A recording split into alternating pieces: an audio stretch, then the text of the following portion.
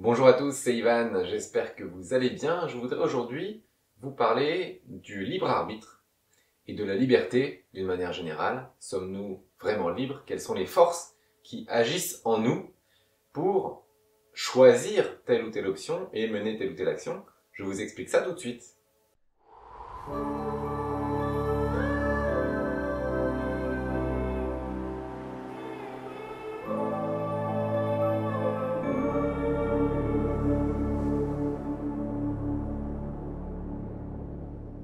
Le principe du libre arbitre, c'est le fait de choisir et de faire ce qu'on veut.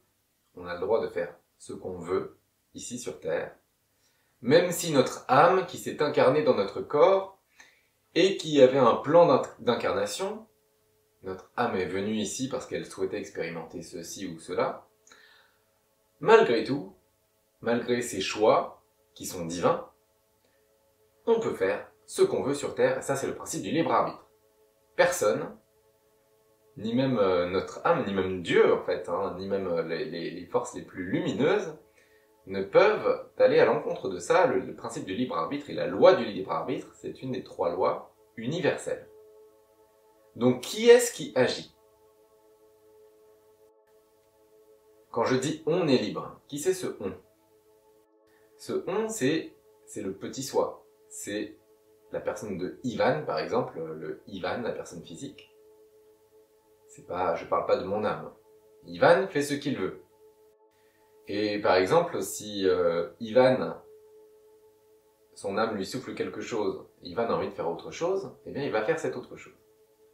Donc quelles sont les forces qui agissent en Ivan pour que Ivan, c'est-à-dire l'ego, l'être agissant, choisisse telle ou telle option et fasse telle ou telle action? Sur quoi est-ce que l'ego se base pour choisir telle ou telle option? Eh bien, il se base sur des choses connues. Il se base sur des préférences, mais qui sont liées au monde physique. Il se base sur des conditionnements. Il se base sur des peurs. Il se base sur des croyances. Et c'est pour ça, en fait, qu'à tout instant, quand on écoute son mental, je vais dire son mental, en fait, mais c'est quand on ne laisse pas place à son âme, mais quand on écoute le reste, ce qui s'exprime en soi, ses émotions, par exemple, eh bien, on va faire des choix qui ne sont pas forcément les meilleurs choix pour notre âme. Soit on écoute la voix de l'âme, qui à tout moment nous souffle le meilleur chemin à suivre, et nous souffle sa volonté.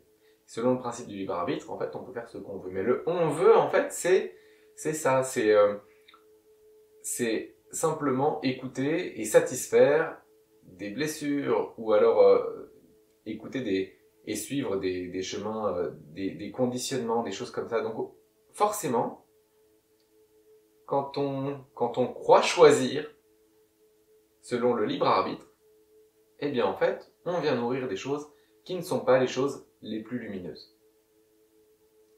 Donc finalement, on croit être libre, ou on croit que le libre arbitre c'est quelque chose de bien.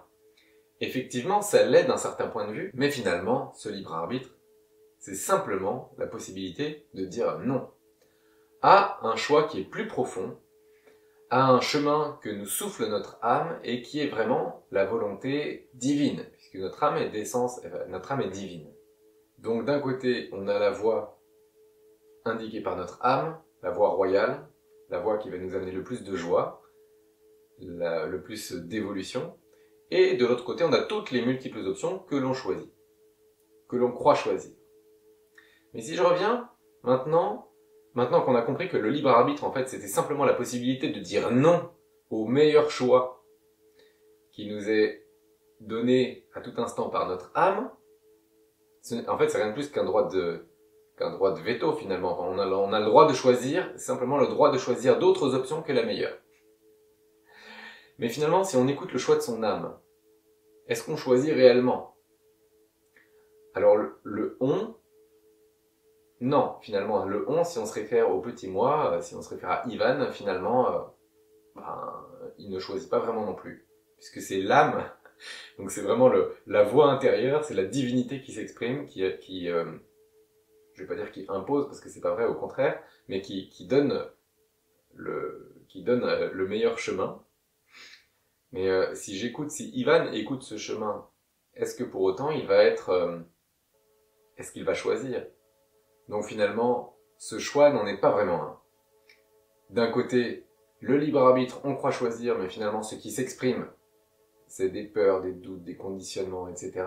Du bagage en trop, du bagage, des lourdeurs en fait qu'on est invité à nettoyer, et on est invité à s'affranchir de ça pendant notre vie. Et de l'autre côté, il y a la volonté de notre âme, alors qui, plus on s'affranchit du premier paquet, plus notre âme peut s'exprimer, et plus on peut suivre un chemin d'épanouissement, mais pour autant, on ne le choisit quand même pas. Et quand je dis on, c'est le petit soi. Mais au final, le petit moi, le Ivan physique, est-ce qu'il a tant d'importance? Non, le Ivan physique, il est mortel. Il est là simplement parce que c'est une enveloppe, c'est une coquille. Évidemment, il a envie d'exister en tant que tel. Il y a des mécanismes d'ego en lui qui font qu'il a envie de choisir. Mais au final, c'est pas grand-chose. Le Ivan, il est apparu, il est né sous une forme physique, il va mourir sous une forme physique, mais c'est l'âme, elle va rester. Donc, je voulais simplement partager cette réflexion avec vous, de la liberté, qui peut paraître relative quand on la regarde comme ça, mais au final, on est invité à tout instant à suivre le choix de l'âme, et contrairement aux apparences, c'est ça la plus grande des libertés, puisque suivre ce chemin, ça nous amène le plus de joie, le plus d'épanouissement, le plus d'évolution. J'espère que cette vidéo vous a plu, vous aura apporté des choses.